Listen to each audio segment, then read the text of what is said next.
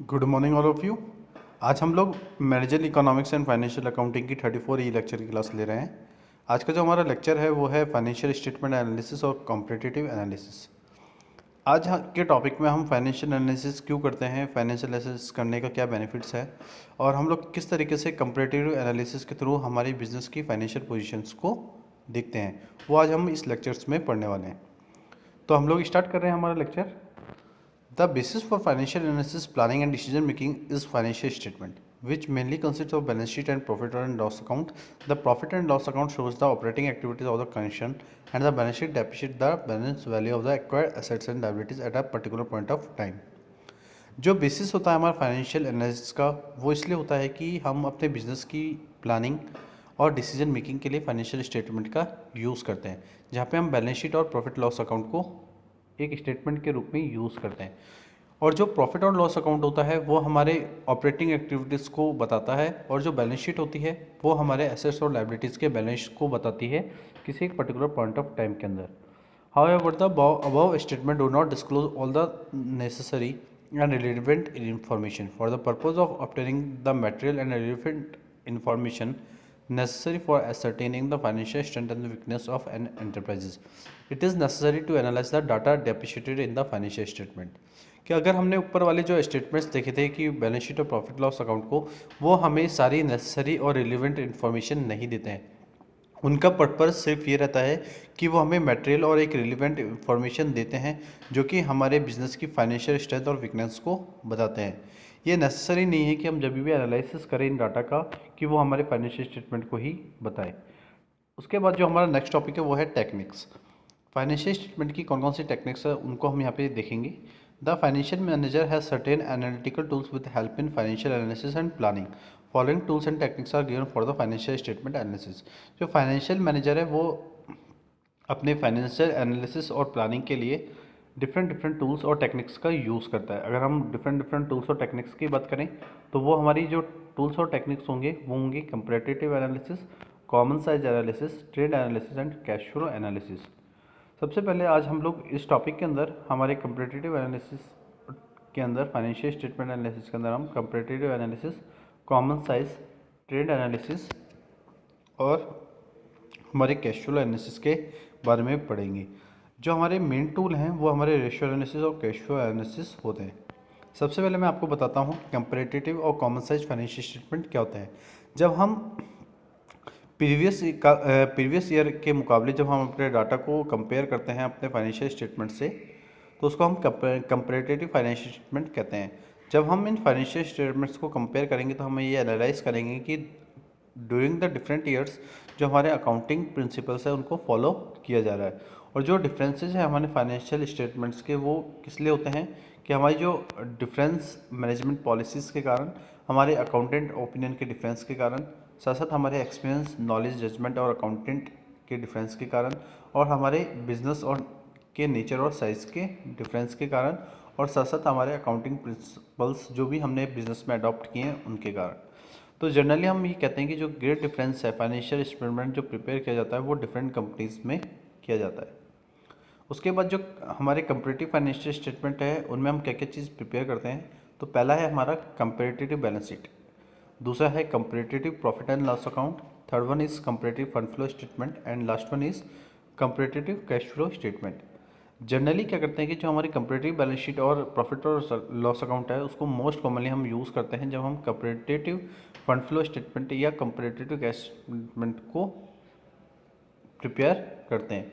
तो जो हमारी कंपैरेटिव बैलेंस शीट है वो क्या है, जब हम बैलेंस शीट से ये एनालिसिस करते हैं कि जो भी ट्रेंड है हमारे सेम आइटम के, ग्रुप ऑफ आइटम्स के, या जो भी हमने कंप्यूट किए हैं, जो भी हमने कैलकुलेट किए हैं, टू और मोर बैलेंस शीट से एक सेम बिजनेस एंटरप्राइजेस के अंदर डिफरेंट डेट्स के अंदर वो क्या है।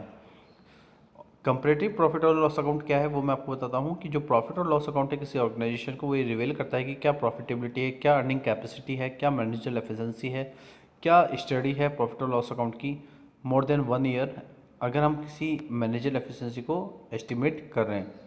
उसके बाद हम समझते हैं कॉमन साइज फाइनेंशियल स्टेटमेंट क्या है। जो कॉमन साइज फाइनेंशियल स्टेटमेंट है उसको हम कंपोनेंट परसेंटेज स्टेटमेंट या 100% स्टेटमेंट कहते हैं। इनको हम वर्टिकल स्टेटमेंट भी कह सकते हैं। अगर हम कॉमन साइज स्टेटमेंट की बात करें तो वो हम लोग इसलिए प्रिपेयर करते हैं जिससे हम common size balance sheet, common size profit loss account, common size fund flow statement और common size cash flow statement बना सकें। जो जनरली हम ये देखते हैं कि जो कॉमन साइज बैलेंस शीट है और जो कंपैरेटिव प्रॉफिट लॉस अकाउंट है वो मोस्ट कॉमनली यूज़ किया जाता है। और कॉमनली हम साइज फंड फ्लो स्टेटमेंट और common size cash flow statement की बात करते हैं, वो हम इसमें अभी नेक्स्ट यूनिट में देखेंगे। जो कॉमन साइज है बैलेंस शीट का वो क्या है कि जब हम प्रिपेयर करते हैं कॉमन साइज बैलेंस शीट को तो उसके परसेंटेज से हम ये हर एक आइटम की कैलकुलेशन करते हैं एक कॉमन बेसिस पे। तो जो टोटल लायबिलिटीज़ हैं और जो एसेट्स हैं उनको हम उसका बेस लेते हैं। तो जो कॉमन साइज बैलेंस शीट है उसको हम परसेंटेज बैलेंस शीट भी कहते हैं। उसके बाद मैं आपको बताता हूँ common size profit and loss account क्या है। कि अगर हम कॉमन साइज प्रॉफिट और लॉस अकाउंट की बात करते हैं तो वो हमें सेल्स फिगर्स को बताती हैं एक बेस के रूप में, और साथ साथ वो आइटम्स जो कि एक्सप्रेस करते हैं क्या परसेंटेज ऑफ सेल्स हो रही है किसी एंटरप्राइज के अंदर। और जो कॉमन साइज प्रॉफिट और लॉस अकाउंट है वो हमारे लिए बहुत यूज़फुल है, किससे, बैलेंस शीट से, क्योंकि वो बेसिकली जो बैलेंस शीट होती है उससे ही प्रिपेयर किया जाता है। इसके बाद हम बात करते हैं ट्रेंड एनालिसिस की। ये जो एनालिसिस है ट्रेंड एनालिसिस उसको हम ट्रेंड परसेंटेज या ट्रेंड रेशियो भी कहते हैं। इसके लिए हमें ट्रेंड परसेंटेज या ट्रेंड रेशियो कैलकुलेट करना होता है, और जो हम ट्रेंड रेशियो और परसेंटेज कैलकुलेट कर रहे हैं उसको हम इस फॉलोइंग फार्मूले से कैलकुलेट करते हैं। तो जो भी करंट ईयर की वैल्यू है उसको हम बेस ईयर फर्स्ट ईयर की वैल्यू से डिवाइड करके 100 से मल्टीप्लाई करते हैं। उसके बाद हम बात करते हैं कंपैरेटिव फाइनेंशियल स्टेटमेंट की। जब हम कंपैरिजन कर रहे हैं हमारे फाइनेंशियल स्टेटमेंट को डाटा से, अपने प्रीवियस डाटा से जो कि हमारे पास दिया गया है, तो जब हम कंपेयर करेंगे अपने फाइनेंशियल स्टेटमेंट को तो ये हमारे एनालिस्ट के लिए काम आएगा कि जब हम डिफरेंट ईयर्स के अंदर सेम अकाउंटिंग प्रिंसिपल्स को फॉलो करके हम ये देख रहे हैं कि हमारा क्या फाइनेंशियल पोजीशन है बिजनेस की, एंटरप्राइजेस की, तो उसके थ्रू हम इन डिफरेंसेस को देख सकते हैं। जो डिफरेंसेस हैं हमारे फाइनेंशियल स्टेटमेंट के वो इसलिए ड्यू रहते हैं क्योंकि हम डिफरेंट मैनेजमेंट पॉलिसीज़ देखते हैं, डिफरेंट अकाउंट ओपिनियंस देखते हैं, different experience knowledge judgement of accountant, different nature और size of business, different accounting principles adopted in enterprises. तो जनरली हम देखते हैं कि जो भी डिफरेंस है हमारे फाइनेंस स्टेटमेंट्स के बीच में उसका प्रिपेयर हम डिफरेंट कंपनीज में करते हैं। उसके बाद हम बात करते हैं कंपैरेटिव फाइनेंशियल स्टेटमेंट की। तो the following comparative financial statement can be prepared as comparative balance sheet and comparative profit and loss account. तो generally comparative balance sheet and comparative profit account are most commonly use. अगर हम comparative balance sheet की बात करें हैं तो comparative balance sheet की analysis जब हम स्टडी करते हैं तो हम उस ट्रेंड को देखते हैं जो कि सेम आइटम या ग्रुप ऑफ आइटम या कंप्लीट आइटम जो कि हम कैलकुलेट करते हैं to one more balance sheet से सेम बिजनेस एंटरप्राइजेज और डिफरेंट डेट्स के अंदर। Comparative profit and loss account क्या है? The profit and loss account of an organisation reveals its profitability, earning capacity and managerial efficiency, study of profits and loss account और more than 1 year assets in the estimating managerial efficiency. कि जो profit और loss account है किसी organisation को वो reveal करता है कि क्या प्रॉफिट है, क्या उसकी अर्निंग कैपेसिटी है, किस तरीके की मैनेजर एफिशिएंसी को वो यूज़ कर रहा है। और हम उसमें स्टडी करते हैं कि प्रॉफिट और लॉस अकाउंट एक साल से या 1 साल से अधिक ईयर्स के अंदर किस तरीके से असिस्ट हुआ है और उससे हम किस तरीके से मैनेजर एफिशिएंसी को एस्टिमेट कर रहे हैं। तो इस लेक्चर के अंदर हम लोगों ने क्या समझा कि जो फाइनेंशियल स्टेटमेंट है उसका एनालिसिस क्यों किया जाता है। तो हमने ये देखा कि जो फाइनेंशियल एनालिसिस है जो वो हमारे बिजनेस में इसलिए यूज़ की जाती है कि जो हमारे फाइनेंशियल मैनेजर हैं वो ये पता लगा सकें कि बिज़नेस में आने वाले साल के अंदर या पिछले ईयर्स के मुकाबले हम किस तरीके से नई प्लानिंग कर सकते हैं, क्या नए डिसीजंस हम बना सकते हैं जिससे कि हम अपने बिजनेस की, एंटरप्राइजेस की अच्छी पोजीशन या उसकी गुडविल को देख सकें। और हम साथ साथ ये देखते हैं कि फाइनेंशियल जो एनालिसिस हम करते हैं वो डिफरेंट फाइनेंशियल स्टेटमेंट के थ्रू करते हैं। तो हमने देखा कि जो फाइनेंशियल स्टेटमेंट्स हैं हमारे balance sheet, profit loss account, cash flow statement, fund flow statement, तो जो बैलेंस शीट है उसमें हम अपने एंटरप्राइजेस की एसेट्स और लायबिलिटीज़ को देखते हैं कि कितनी हमारी एसेट्स हैं, कितनी लायबिलिटीज़ हैं किसी ईयर के अंदर, और नेक्स्ट ईयर के मुकाबले वो कितनी इंक्रीज़ और डिक्रीज़ हुए हैं। और जो प्रॉफिट और लॉस अकाउंट है वो हमें ये बताता है कि बिज़नेस के किसी पर्टिकुलर पीरियड के अंदर हमारे क्या प्रॉफिट और लॉस रहे हैं और आने वाले टाइम में हम कितना एक्सपेक्ट कर रहे हैं अपने प्रॉफिट और लॉस को लेके, जो कि आने वाले नेक्स्ट ईयर के अंदर हम देखना चाहते हैं। उसके बाद हम कैश फ्लो स्टेटमेंट की जब बात करते हैं तो कैश फ्लो स्टेटमेंट में हम ये देखते हैं कि बिज़नेस के अंदर कौन कौन से हमारी एक्टिविटीज़ हैं जो हमें कैश इनफ्लो में दे रही है और कौन से हमारे एक्टिविटी से जो हमें कैश आउटफ्लो दे रही है, मीन्स कितना कैश हमारे किस एक्टिविटी से आ रहा है और किन एक्टिविटीज से जो हमारे पास है कैश जा रहा है।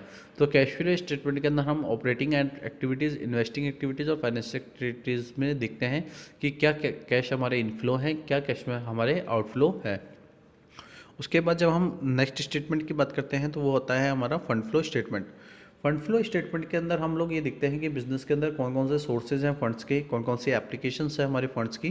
तो हम डिफरेंट ईयर्स के बेसिस पे हम ये देखते हैं कि एक ईयर के अंदर हमारे जो वर्किंग कैपिटल है, जिसको हम कहते हैं कि जो करंट एसेट्स हैं उसका और करंट लायबिलिटीज़ का जो डिफरेंस होता है वो हमारा वर्किंग कैपिटल होता है। तो जो भी हमारे सोर्सेज होंगी, जो भी हमारी एप्लीकेशन होंगी फंड्स की, उसको हम फंड फ्लो स्टेटमेंट के थ्रू प्रेजेंट करते हैं। तो जो फंड फ्लो स्टेटमेंट है वो हमें ये बताता है कि हमारे बिजनेस के अंदर जितने भी हमारे जो फंड्स हैं जो कि एक सोर्सेज के रूप में यूज़ किए जा रहे हैं, कहाँ कहाँ से हमें वो पैसा मिलेगा, किस तरीके से हम अपने फंड्स को एलोकेट करेंगे बिजनेस के अंदर, और किस तरीके से हम उस फंड का यूज़ अपने बिजनेस एंटरप्राइजेस के अंदर करने वाले हैं। तो उसके थ्रू हम उसका वर्किंग कैपिटल कैलकुलेट करते हैं, और जो वर्किंग कैपिटल जो हम कैलकुलेट करते हैं end of the fund flow statement, तो हमें हम जो भी हमारे सोर्सेज होते हैं उसमें से हमें एप्लीकेशंस को का डिफरेंस करना होता है, तो वो हमारे वर्किंग कैपिटल के इंक्रीज और डिक्रीज़ को बताता है। अगर हमारा जो वर्किंग कैपिटल है वो इंक्रीज़ हो रहा है तो उसको हम एप्लीकेशन के सोर्स में, एप्लीकेशन के अंदर रखते हैं, और अगर हमारा जो वर्किंग कैपिटल है वो डिक्रीज़ हो रहा है तो उसको हम अपने सोर्सेज के अंदर रखते हैं। तो जो वर्किंग कैपिटल है वो हमें शो कर देता है कि हमारे एसेट्स और लायबिलिटीज़ इंक्रीज़ हो रहे हैं या डिक्रीज़ हो रहे हैं किसी एंटरप्राइजेस के अंदर। तो इस लेक्चर के अंदर हमने किस तरीके से हम फाइनेंशियल स्टेटमेंट का यूज़ करके फाइनेंशियल एनालिसिस करते हैं, और एक फाइनेंशियल मैनेजर है वो किस तरीके से और किन किन कारणों की वजह से वो इन स्टेटमेंट्स को बनाता है, जिससे कि वो अपने बिजनेस की फाइनेंशियल पोजीशन को 2 पीरियड्स के बीच में देख सके। क्योंकि हम देखते हैं कि हर एक ईयर के अंदर जो एक फर्म का और एंटरप्राइजेस की जो फाइनेंशियल पोजीशन है वो चेंज होती रहती है, और उसके पीछे जो इम्पोर्टेंट जो एक रीज़न है वो ये है कि जब हम देखते हैं कि बिज़नेस के अंदर जो ऑपरेशंस है या उसका जो मार्केट है वो डे बाई डे इंक्रीज़ हो रहा है, और जो उसके कस्टमर्स हैं वो इंक्रीज़ हो रहे हैं, और जो उसके डिफरेंट एक्सपेंसेस हैं, एक्सपेंडिचर्स हैं, वो भी इंक्रीज़ हो रहे हैं। तो उसके थ्रू जो एक फाइनेंशियल मैनेजर है वो ये इन चीज़ों को देखता है, और वो अपने माइंड में इन चीज़ों को एक पॉइंट्स के रूप में यूज़ करता है कि वो ये देख सके कि जो हमारे 2 पीरियड्स के बीच में क्या क्या ऐसे चीज़ें हैं जिनको हमें मैनेज करना है, जिससे कि हम अपने बिजनेस के उन सब प्रॉफिट्स को ले सकें जिसको हमने at the time of planning किया था। तो आज के लेक्चर के अंदर इतना ही। Thank you so much and have a nice day.